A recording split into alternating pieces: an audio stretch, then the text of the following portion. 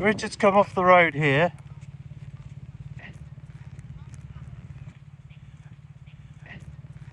He's hit this soggy shit, which has been basically fucking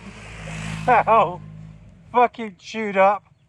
There's two wheels here, it's taking different lines, so he's sideways. Right, he's headed towards this fence post. We don't know why he's not dead. There's a fence post. Richard, this is fence, you nearly hit this fence. And then he's exited. He's exited here. Right, this is unbelievable. Fucking clown. So he's this close to this fence post at 60 miles an hour.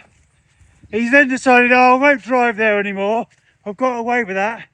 I'll go this way.